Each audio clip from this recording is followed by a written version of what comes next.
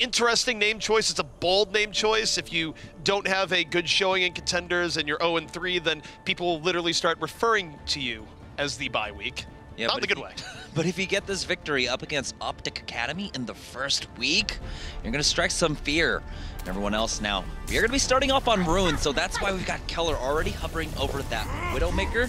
And it is going to be Dogman actually starting on the starting lineup, along with Dell. I've been hearing a lot of great things about Dell himself. Well, bye week, definitely looking to try and troll some casting end, but you can't fool us. We know you're going to change. Looking at the OpTic side, though, one thing I'll know is that Keller, for them, is their hit scan specialist, but he also does do projectile, where Sharp will kind of be in Tracer jail most of the time, and Keller, he can flex to things like Widow, but you'll see him, even though his history was in hit scan, he's doing more projectile nowadays. Keller versus Carbon now in the Widowmaker battles. See who comes out on top. Keller already grappling his way up high, gets some free shots off onto the tank line here. Shearsoy already dropped down about 50% HP, has to back away. Well, the interesting thing here, too, is that there's no Widowmaker being played. Or, sorry, you have the Widow play coming in from OpTic there. And even though it's tank pressure, it's enough to let them just roll in and finish out the front line. So it works out pretty well for OpTic, and this should give them the first control at this point. Yeah, and that was just because Shearsoy and Waifu were just peppered away by Keller there. As soon as they got the D-Mech, as soon as they got the kill onto the D.Va, they just pulled the trigger and jumped on the rest of the team. Great decision making coming out from OpTic Gaming now. They've already secured 12% of the points. Now, Carbon going to try and challenge the Widowmaker again, taking that high ground, but he's got to be careful. One thing that's worth noting about the OpTic setup here, too, is that they're running the Sombra, but they're not running the Sombra out of a DPS slot. They're running the Sombra at the expense of a support slot. Oh my goodness, the dive with the fall through by Keller. Blink and you miss Smurf and Keller, just ruining bye week. Dominant stuff coming out here from OpTic early on. Dominant indeed. Their aggression very quick to actually pull the trigger on those. And it's been Keller doing a lot of this damage here. He's already at 87% towards his ultimate now. Carbon forced to swap off. He's going on to the Tracer Sharp. Tried to get into the back line. Dropped low, and he will not make it out, but Keller answers right on back. Keller had his back even as Sharp went right down, and bye week, as they tried to fall off that kill, they just run into a meat grinder here. Smurf says hello, just cleaves people through with his Tesla cannon, and again, the kill feed filling up with blue as OpTic just throws bye week into the trash. Is Sharp the first person to have fallen for OpTic Gaming on this point? It is very possible, if not likely. And now, bye week, making some wholesale changes to their roster. They're going for a quad tank setup here. 72% for OpTic Gaming. And this is a composition that takes a while to get going. Bye week going over for this quad tank. You see Gray right now coming in from the side. Meanwhile, Vol's going to wait for him to get onto the point, and then he's going to look for the self-destruct here. Everyone's grouped up. Self-destruct moving up to the sky and forces people backing around, and Zarya unable to get to where she needs to go. Hard body block there, and now OpTic's going to go in deeper. They drop the sound barrier and just roll into the remainders of bye week that don't have a real option here. They go for the panic self-destruct, not going to get too much out of that, and this is where Sharp can play. Darting in and around with Smurf and taking down the stragglers, and I gotta say, by the way, what a game for Smurf in terms of early opening ambushes. He was playing phenomenally well in this round. Yeah, he was being set up by Keller, who was constantly landing those shots onto the tank line, and once you already have your opposing tanks at 50% HP, it's so much easier to go aggressive as Vol, as Smurf. And so now, as we go on to, well, what a lot of the OWL casters like to call the murder hole map, we'll see how the Lucio play actually plays out. It's not really a murder hole. Anyone who drops into that goes on to a better life. It leads to deeper inside the earth where there is a paradise, clearly. I'm not giving away any conspiracy theories at all, but I'm just saying the road to happiness actually lies within well. Inside the well. I mean, I know you like to profess that there is some sort of treasure hidden down at the depths of Sanctum. Is there any treasure here in Ilios? No, the treasure is self-enlightenment as you fall to your doom. Oh, okay. There really is That's nothing. the true lesson. But there is gold Yeah. on Sanctum. I'm just letting you know. It's there. There was, as you guys said, there was a lot of early domination against bye week on this one. How do you think that that's affecting them psychologically, especially now that there's a pause? I mean, I'm sure the response was along the lines of, holy crap, we just got wrecked. I mean, there's really no other take there, right? Where they weren't able to get good engages. They were getting outflanked by Smurf every time. You had Keller landing his shots in the back. any form of play you're looking at there, they got outplayed, and that's the only way you end up with a 100-0 result, right? Where you have to be losing at just about every facet of the game. Yeah, they had no moments whatsoever where they were able to try and take the fight over to the OpTic side. Bye-week just constantly were getting dove upon and had no moments whatsoever of respite. All right, well, let's get back to it. Let's see what's going on. That windmill is turning and apparently provides solar power. So is that the double win there, where you not only getting solar power but wind power? I mean, how eco-friendly is this town? It's pretty nuts, especially when you're like right there by the shore. We'll see if anyone gets dropped down into the shore, dropped down into the well. So already OpTic Gaming, they're going to go for an Theresa hog composition. Bye-week, they're going to stick with that quad take they ended Ruins on.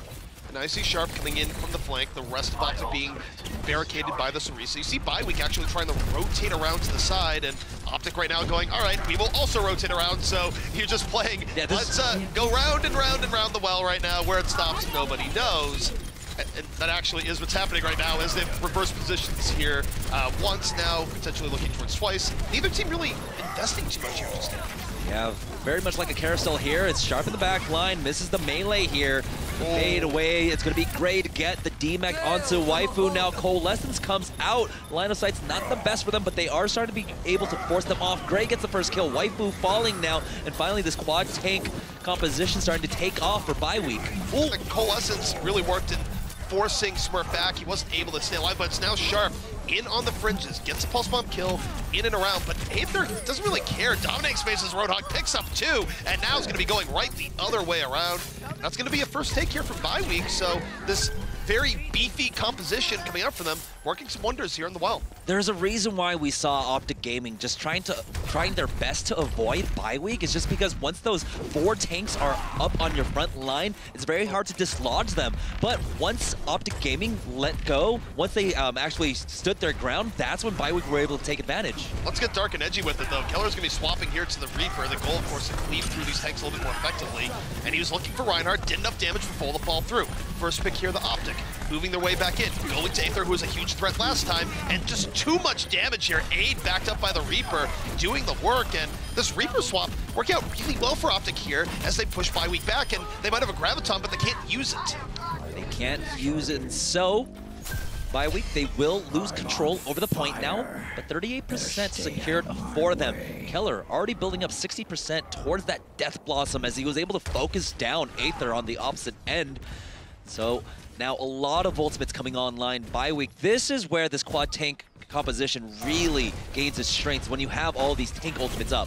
It does gain strength, but they're still running it into a Reaper here. They might have wanted to consider swapping. They're going to give it one more try. You see Carbon going around this flank, looking for the Graviton. Meanwhile, Sharp picks off Dogman. Dogman unable to get away, got no help from his team in the moment, and now the healing for these tanks is gone. Sharp leaving a parting gift on the inside. Doesn't get much out of that Pulse Bomb, but they don't have the heals to back up these tanks, and they're just going to get cleaved down and poked down. It was a 1-for-1 exchange there. There's an Earth Shatter. Didn't get to quite see who got connected, but they don't have the follow-up there. Not enough kills for them now. They still have control of the point due OpTic Gaming.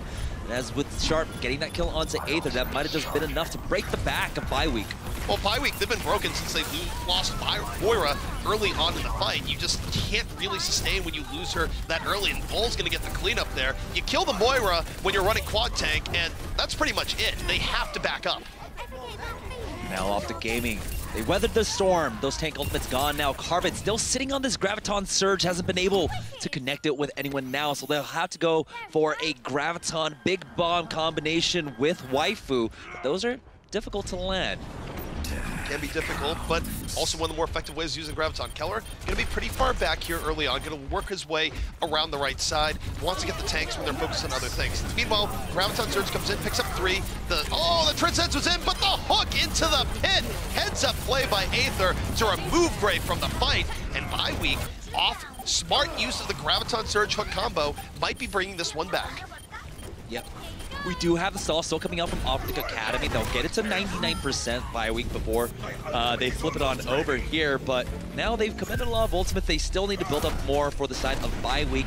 Here's will have, of course, that Earth Shatter, But what will he combine it with? Aether is 80% or 20%, excuse me, away from his whole hog, along with that coalescence for Dogman. I'm gonna be blunt. The game right now depends on Cheershoy, as the lights have just ominously gone out in our studio. Reaper is so dark and edgy, he has actually killed the lights for where we are right now. I'm scared. But Keller isn't. Moving to the back, gonna spin to win it. Was looking for the more pickoff, and it ends up eating dirt instead. The Earth Shatter knocks him right down. Great reaction there from Cheershoy, and Keller wishes he did something different. Yeah, just the solo shatter just to get rid of that Reaper. Why not? You're already in a contained space with him. You don't want him to get all that damage off now. And so Bioweek sitting in a pretty good position. They're at 80%. They'll have the whole hog if they want to try and zone anyone away from the point. Now it's going to come down to OpTic Gaming here. We'll see. Keller has swapped off onto that Genji. I know he swapped off because the lights are back on. Reaper can actually affect the world. But now, Bioweek moving forward. Whole hog out. Looking for the knockoff on the ledge. Not going to get the deflect. Ruining a good part of that. Meanwhile, Sharp was in on the backline, going for more Smurf. The tag team, Tracer, Winston taking down 2, and OpTic Academy now 99-99, making their stance here at the final end. And it is the Sharp show, awfully sharp in the back. Green wall stands tall here on Ilios as they walk away with a 2-0 victory to take the first map up against Bioweek. I will say there was life out of Bioweek there, where granted, it did have to come off the back of quad tank, something that is more of a compositional surprise to teams where it could throw them off. It was still a lot better than round 1, where they just got completely wrecked without a whole lot of give and take. Yeah, and also, once you run that quad tank composition with that Ryan, with that Zarya, anytime those pair, that pair are in a composition together, you want to see some great rotations out of their ultimates, try and extend the longevity of it, right? But they never really got into a zone, into a flow where they could go for their shatter, reset the fight, and then go for a graviton in the next one. It was just never there for Carbon to actually get that graviton off well. You did say there was a little bit of fight kind of coming up in Bioweek towards the end of that. 2 questions for you. We'll start with the first one. Do you think switching to that quad tank happened too late in that first map, and then trying to bring it into the second was a little bit predictable? No, I think you have, if you're going to run quad tank, you want to run it on areas that are closed in. The Ruin stage is so wide open. That's why you see the Widowmaker play, right? Where you can't really run it in that situation because it's too much to just sort of pick on the tanks from the side. When you go in the well, it's so closed in that you can make it work. It works to the strength of Moira. It works to the strength of the tank. So they couldn't run that comp there, but they did want to try it on a round where it was a little bit more advantageous. All right, then Jamerson, my question for you then is Bioweek had a bit of a weak showing in this game going up against OpTic, which was expected as them being the newcomers, but were there any strong choices that did happen, any strong plays that did work for them? I would say for Bioweek, they knew the game plan coming in when they went on to well, and they just started off with quad tank. So it looks like they do have their head on straight the way they wanted to play it. They were sticking together as that 4-man core unit with the tanks and trying their best to get on top of OpTic. It came down to a mistake from OpTic, really, of not avoiding that fight. You don't want 4 tanks up on your front line up against you, and that's what Bioweek were able to do. They were able to cut them off and make sure they couldn't rotate anymore and got on top of them there. OpTic Gaming, they could have continued to run away, but try to take that fight using a Soldier 76 up against quad tank, it's not the best. It's so hard to get that damage off. And the other thing about quad tank too is that for the very first fight, you're on a timer where the first ultimate to come up, in most cases, will be the coalescence from the Moira that's healing, because look, you're healing up 4 really big bodies, so you have to be prepared to play around the coalescence when it comes out early, and they didn't have the best response to it. Alrighty, well, we're going to go ahead and cut to a break for just a couple minutes, but please stay tuned. We are going to come back. More action between OpTic Academy and Bioweek coming right up. Talk to you soon.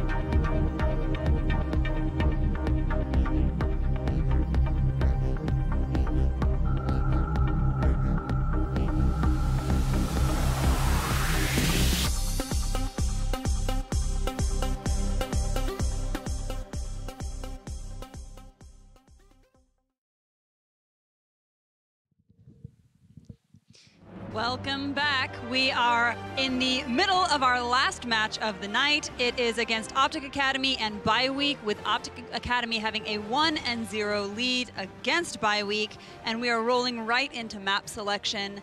The team who won the last match was OpTic, which means Bye-Week got their pick, and they picked Numbani. Any thoughts on that, ZP? I do think it's a little strange, given the fact that they wanted to run the quad tank, that they wouldn't bring it to Hollywood, where you can get more mileage off that in Point A. Because Point A Numbani, I mean, we have seen teams try it, right? But it's not really the best idea to open that quad tank gambit. So if they run it here, I'm not going to be surprised, but it's not as optimal as if they were to bring it to Hollywood and then run that same strat. Definitely, that quad tank, I would say, has a lot more mileage when it comes to Hollywood there. Here on Numbani, especially for the Point A take on an offense, you want to go for the dive, get rid of the high ground here.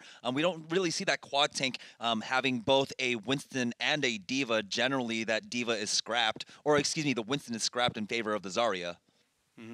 Yeah, and again, it didn't really seem to play into the strengths of Bye-Week, which again, they're going to have to play dive at some extent, right? You're not going to be able to get away with quad tank the entire time. So regardless, I mean, they're going to have to show a full faceted gameplay, but in dealing with some of the curveballs thrown at them by OpTic, they're going to have to show a different gear than what they had back on Ilios a map ago.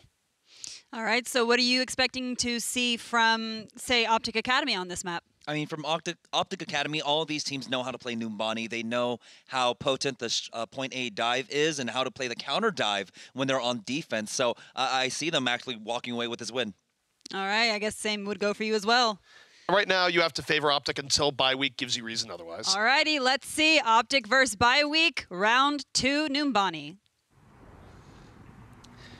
You know, this is good. Numbani not quite as sun in your eyes as Hollywood. It's not King's Row, but I'll take what I can get, Jamerson. Well, you got all the tall buildings that like block the sun, so nice.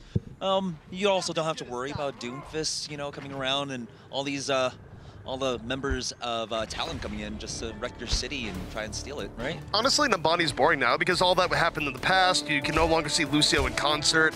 I mean, you can beat the creative Theresa, but you know, if you just want to go to a good concert, your opportunity is lost. Lucio won't be back until next year. But looking at this defense here, Jamerson, there is no Sombra in play. Instead, it's going to be pretty standard defense here from OpTic with a twist of an Ana in the back.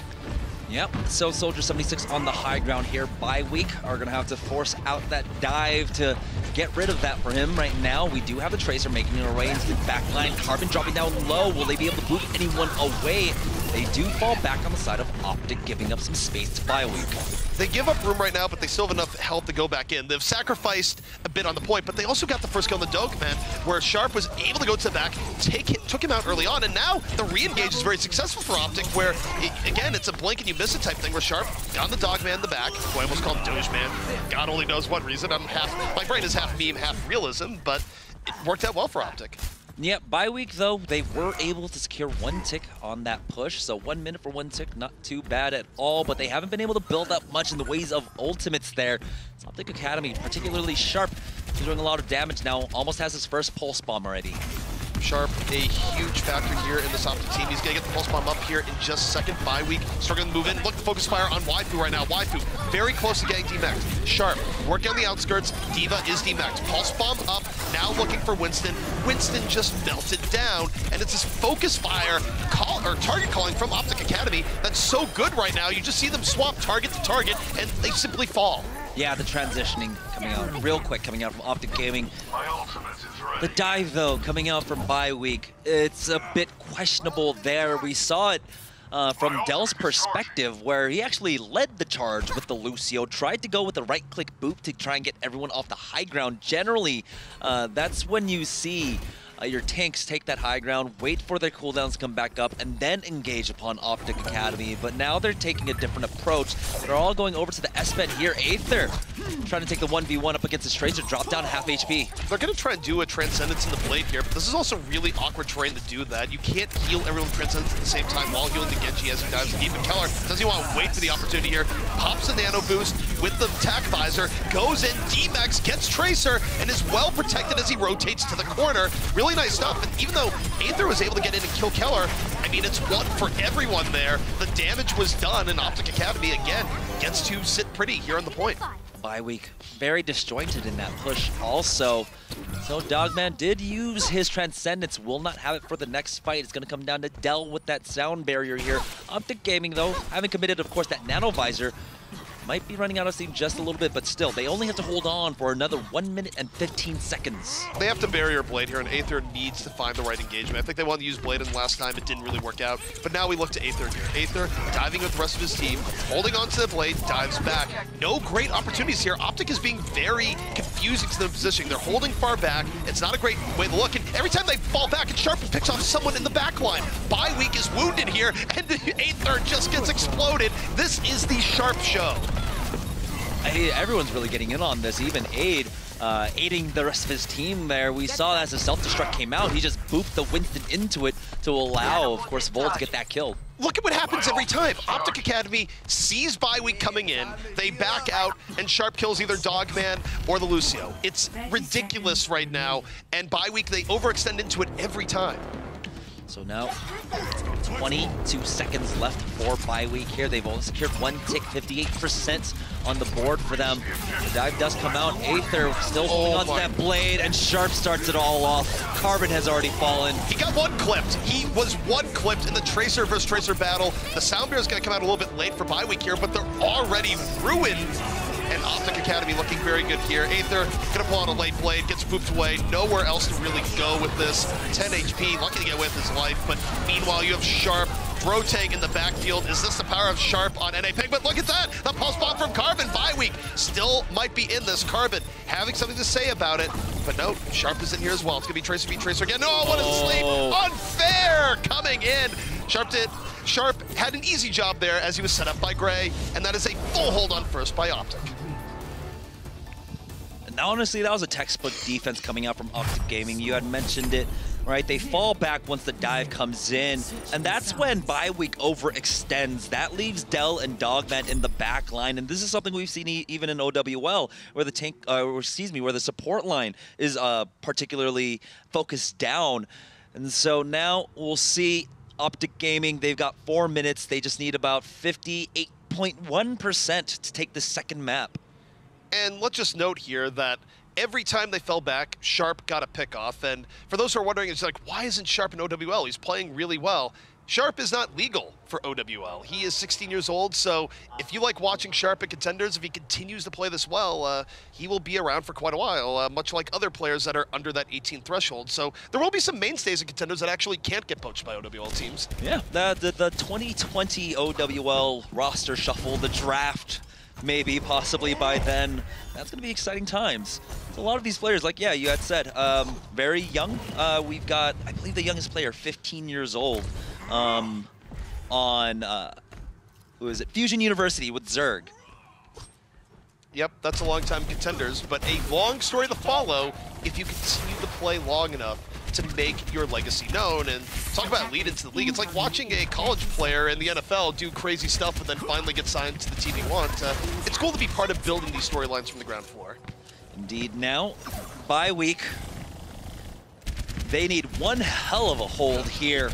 OpTic Gaming stopping them at 58%. They're going to go, of course, for that dive defense, while OpTic Academy, they're opting to run. Great. No, never mind. He's probably going to swap. No, they're going to go with it. They're going with it, yeah. Gray. This is something that Gray has always pushed for on all of his teams going back to Laser Kittens, where they run this one support, heavy DPS setup, and part of it is Gray's versatility as a player to make the 76 work. So this makes all the sense in the world for OpTic Academy. They're going to go in and be like, by the way, more DPS, good luck dealing with it. And it actually has a very high success rate every time we've seen it happen. It's gotten pushed back very few times overall. Although Sharp dies early on, and that's a huge loss for OpTic Academy. Still, 2-on-2 as OpTic continues to dive, but the longer this goes, the worse it is for them because they don't have support power, but it's not going to go much longer at all as the tank's power of Smurf and Vol clears the way. And now Vol with the cleanup very shortly. Genji there will get the DMAC onto him, but still 8 is coming in. Aether and Carbon gone now. They just need to clean up this Lucio Dell, the last remaining bastion of hope for bye week. And with that, OpTic Academy now with a swift 2-0 lead up against bye week. This has been very, very quick. And again, what we're seeing right now is that the only time you get games that are this one-sided in Overwatch, going back to round 1 on Ilios, now looking at the definitive hold and follow-through here on the Bonnie, is that you have to be getting outplayed on multiple levels, and that's what's happening here. You can't name a facet of the game that bye week is doing better than OpTic Academy right now. Yeah, I mean, that's why we saw the quad tank earlier on. If there is a perceived skill gap, it's easier to run that quad tank, have that extra buffer with the HP to play into, which is why I'm a little baffled as to why we went to Numbani, like you had mentioned, instead of Hollywood. How many gimmicks can you pull out, though, to win a 4-map set if the difference is this large? I mean, you would have to be redefining the meta over and over again. So bye week, they just have to, as simple and reductive as it sounds, they do need to play better. Well, let's take a look. We've got some replay. This is Sharp's Tracer. ZP? And Sharp, and look, I mean, this is the least of it, right? This is what we actually saw. A lot of it was we looked at the dive coming in, and Sharp was just the assassin taking people on the shadows, and then it's sort of like the villain who goes, where did all my henchmen go? It's like, oh yeah, they were killed by British Batman. No, and that's actually like we saw towards the end there where Sharp was catching a lot of his supports or support kills. It's because, yeah, they can't dive with the rest of the team. The Zenyatta's going to be stuck on the low ground, maybe the Lucio also. And Sharp, he knows that. He's played Numbani plenty of times, so he knows how to take advantage of that dive coming in from the offense. You guys had mentioned that there was quite a bit of kind of predictability or almost like a formulaic approach with bye week. What are your thoughts on that as far as like they kind of need to cut it out or they're not going to get anywhere with the series? Well, basically, their standard plan was we are going to dive, we are going to go on the upper right ledge, and we are going to continue to move in. But what OpTic would do every time is OpTic would go, we're actually okay if we give up a little bit of progress in the point. We're going to back out, and while we're backing out, we're going to have Sharp come from the back and just ruin your supports. And that literally happened every time. So at some point there, they need to go, we're going to jump up on the right, and then we're going to turn around and destroy Sharp. That needed to happen at some point. Yeah, definitely there. But Sharp just got away with everything. He had almost no pressure on him whatsoever. All right, well, hopefully we can get a little bit more going on the side of bye week when we come back from break. Until then, stick around.